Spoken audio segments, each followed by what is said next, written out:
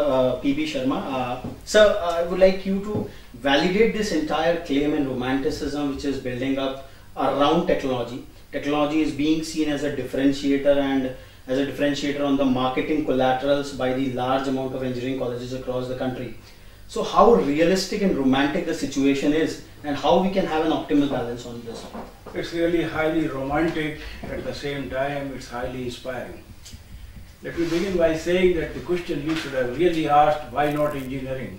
Why engineering? Why not engineering? Okay. Engineering today, like IT today, is everywhere.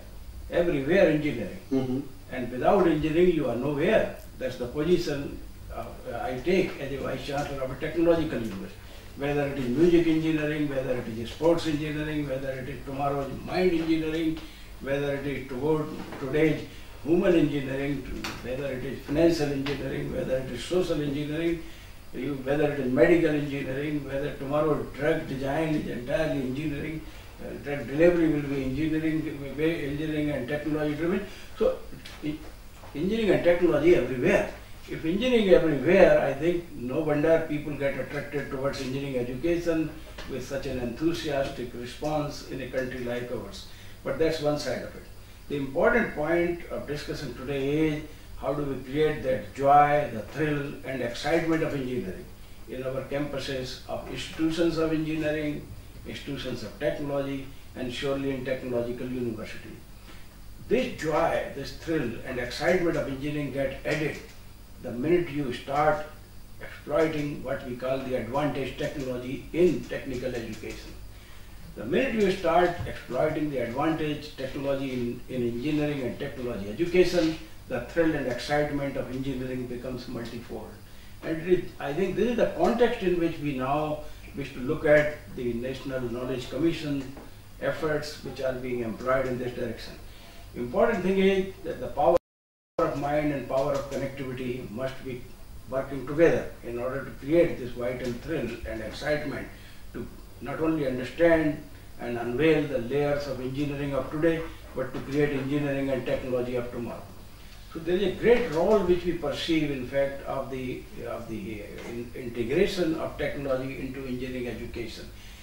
Let me make a bold statement that engineering education of today is a lame duck primarily because we are using very little technology support for imparting our technical education. Whether it is a classroom where one-to-one face-to-face contact is there with the student, whether it is a classroom connected to the major classroom where lecture is being delivered, everywhere technology enabling is required. And let me make no mistake by saying that students are more technology empowered today than perhaps the teachers. They lose no time in using the connectivity to get the answers to many of the questions which may be boggling their mind. I really sincerely pray that technology becomes the driving force for today's as well as tomorrow's engineering education.